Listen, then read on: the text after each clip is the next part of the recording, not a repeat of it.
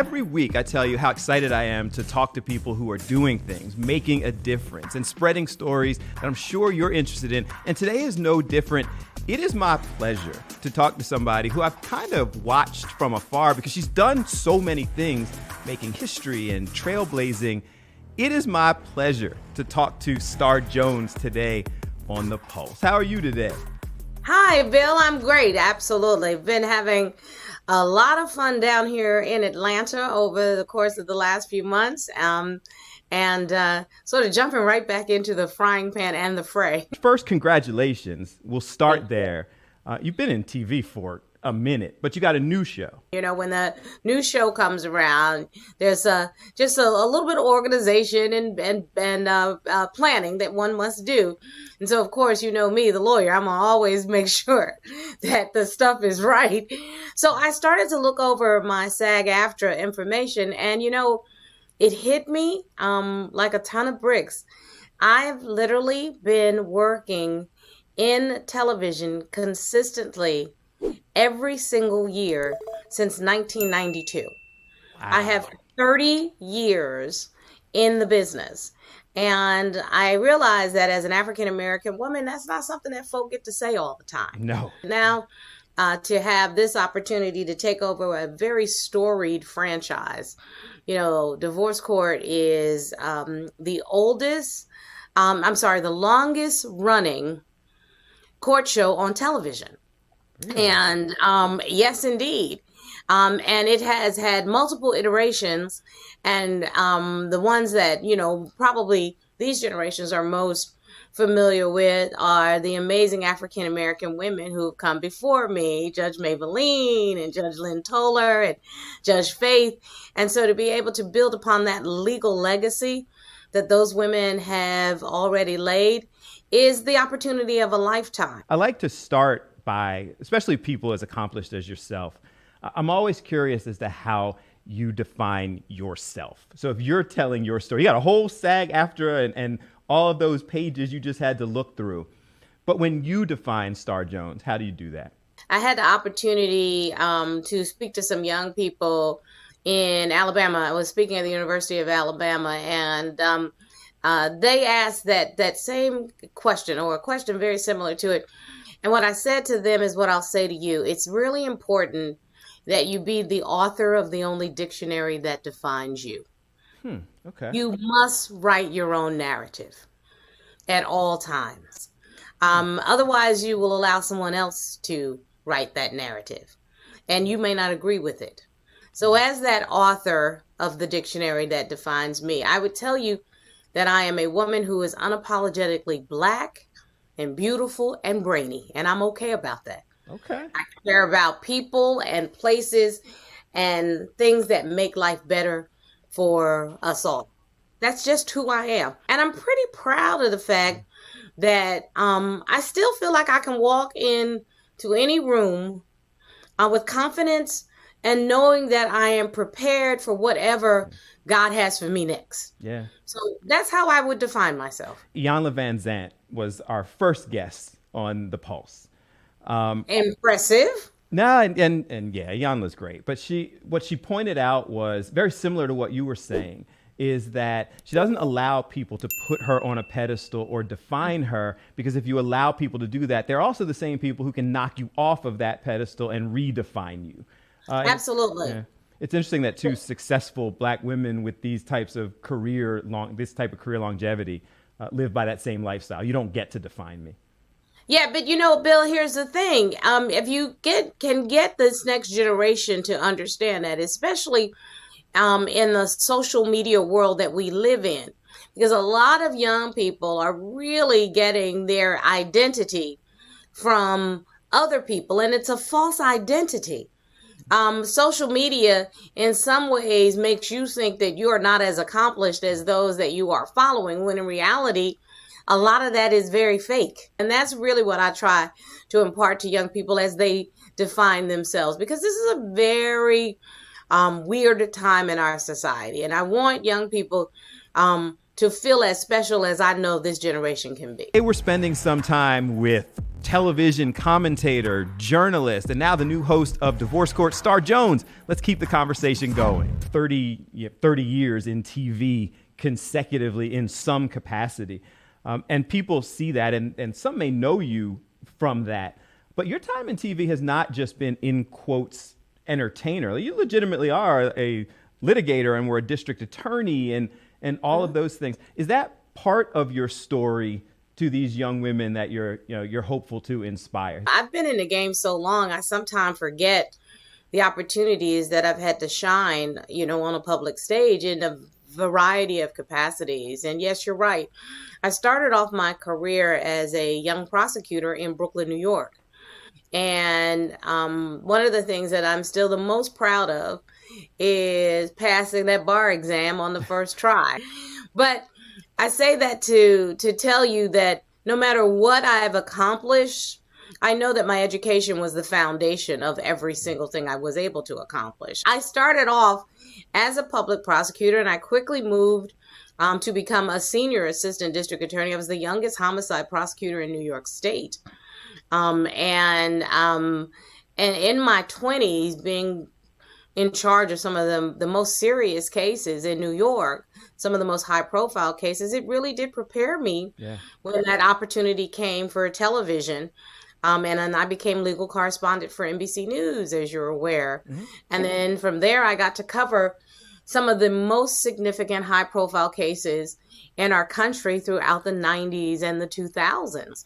Everything from the Mike Tyson rape trial to the Menendez brothers murder cases to the beating of Rodney King and the civil and the federal case. And I got to really put the law on the front burner for a lot of people. So now you see a whole lot of legal correspondents that are on television.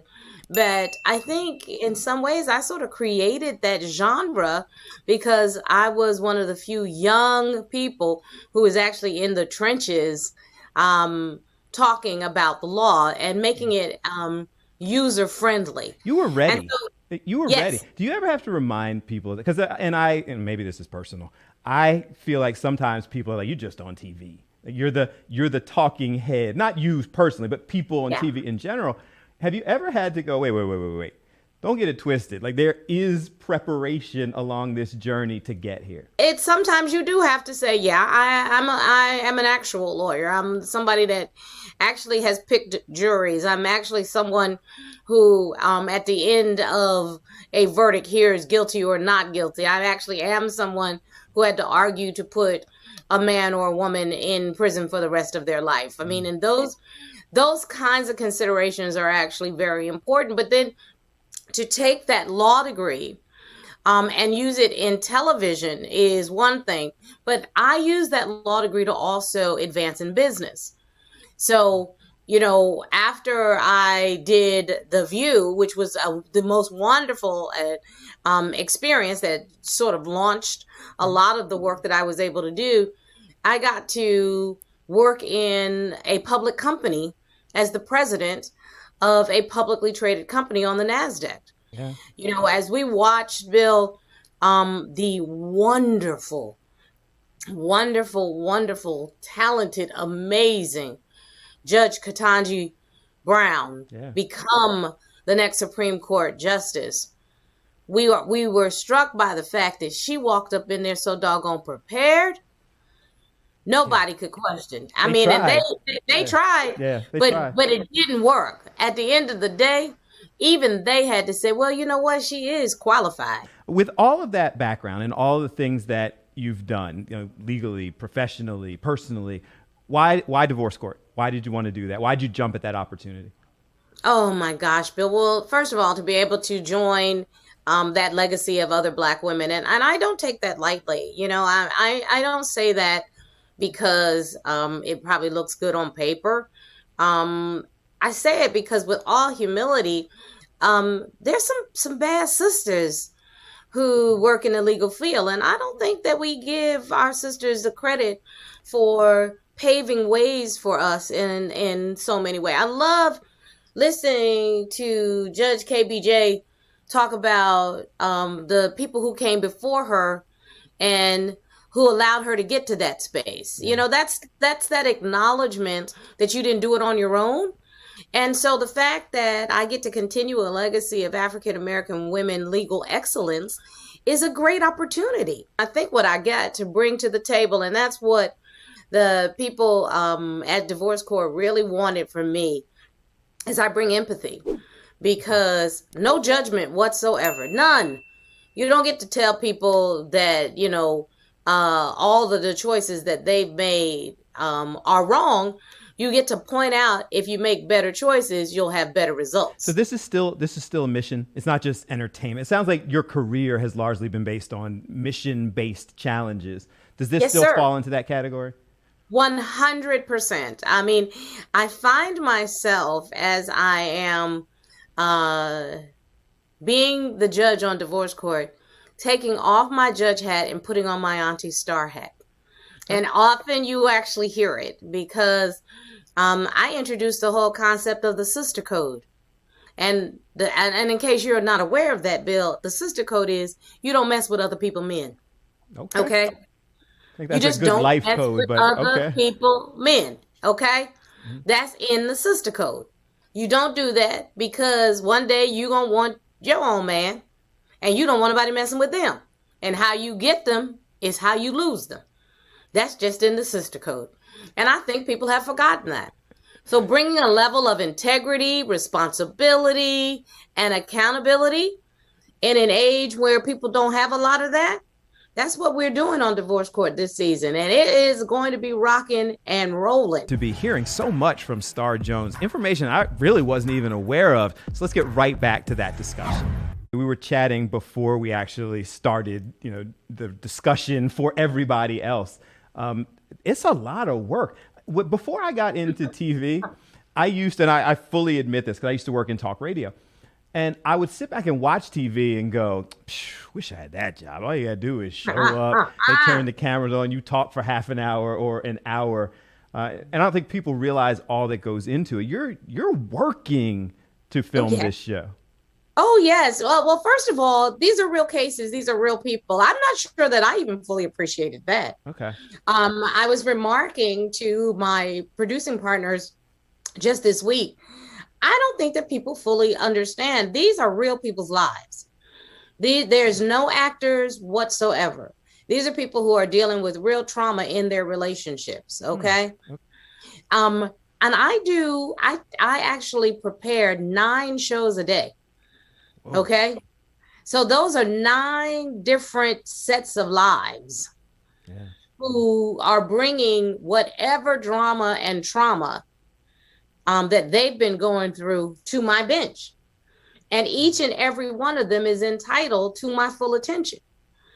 And that means I research each and every one of them. I read each and every case. I know who their witnesses are. I read their evidence. I treat this very seriously, because if the litigants trust me enough to come in and ask for my advice, I have to treat them with the dignity that their story actually deserves. Was there that eye-opening moment, a challenge, a success, a moment where you feel like, okay, now I'm on my path? Like, what inspired you to do what you're doing now?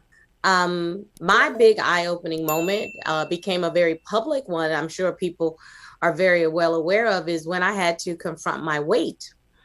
I was probably in my most successful year ever on The View. But I weighed 300 pounds. And saying that now out of my mouth is still pretty difficult. I weighed 300 pounds and I was 5'5". Wow. That's just unhealthy. You're killing yourself. You're dying. And I had a friend who came to me. She had attended my 40th birthday. I had a big 40th birthday celebration. And over the course from my 40th birthday to my 41st birthday, I had gained 75 pounds. Wow. So clearly I was in a depression. I was in a depressive state, but I wasn't dealing with it. And my friend came to me, and this was after a mutual friend. the late, great Luther Vandross had passed away. Yeah. And she said to me, I'm so afraid that I won't hear from you for a couple of days. And I'll come into this apartment and you'll be on the floor dead from a stroke or a heart attack. That's some real friend stuff to be able It to is. have And you that know what? And conversation. she took our friendship in her hand and basically trusted that I would trust that she was coming to me out of friendship. Yeah. And I don't know why what she said hit me. It may have been that Luther had passed away, and I had known him so well. But I immediately got on the phone to my godmother, and I said, I need help. Mm-hmm. And she connected me with the doctor that could help me get a handle on what I would need to do. Obviously to a lot lesser extent, but I shared with people that I started in radio at a very young age because my father was in radio. So I started doing things. And what's tough in that capacity is all of your life challenges you're doing publicly. Yeah. I didn't want to. I mean, if you'll recall, that was very, very traumatic for me. It didn't, and I didn't share everything because I couldn't. Yeah. I couldn't explain it to myself. How could I explain it to you? I couldn't explain how somebody who's so smart, supposed to be the smart one in the room, the one that everybody comes to for advice, the legal eagle. Yeah. I couldn't explain to her why she couldn't get a handle on her own health. Next year will be 20 years. Do you know I lost 160 pounds over the course of 2 years? Okay. And nearly 20 years later, I've kept 140 pounds off. All right. See, okay. So that aha moment we can now celebrate because it may have saved your life, but certainly changed your life. Yeah. It saved my life because who knew? But literally 7 years later, in 2010, I got diagnosed with heart disease. Wow. And I had to have open heart surgery. And I'm talking the kind where they crack your chest and they disconnect your heart. My heart was disconnected on the operating table for 22 minutes. 22 minutes. Then the heart-lung machine had to keep me alive.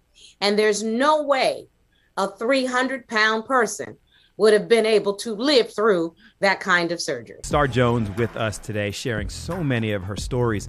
So let's get right back to it. We like to ask people how to use their voice for good. It sounds like that's kind of been your mission, but we ask everybody, what is your use your voice for good message? After open heart surgery, I became national volunteer for the American Heart Association. Okay. And I've been national volunteer now for 12 years. And I learned through my own ordeal that heart disease is the number one killer of all women, the number one killer of all Black women, and the number one killer of all Black people. So that makes me 3 for 3. Mm-hmm. And literally a full 80% of heart disease can be avoided with simple lifestyle changes. So heart disease kills more Black people than all forms of cancer combined. All of it. Yeah. We don't hear that. We don't hear that we're killing ourselves. And so when you want to know, my message, if you will, I try not to be too simplistic, but it really does come down to, as a people, we need to eat less and move more. Ms. Jones, thank you. I appreciate you taking the time to do this, sharing the information. We, of course, will all be watching. I don't want to be in your courtroom, but if you're ever in Philadelphia, come on through. Oh, I definitely will, because let me tell you something. Even though I have learned to watch my calories and eat correctly, there is nothing better than a Philly cheesesteak, and I have to have one at least once a year, okay? When you're here, I got you, all right? Excellent. Thank you so very much for having me, and actually thank you for giving me the platform to talk about something that really and truly matters to me. She who has health has hope, and she who has hope has everything she needs.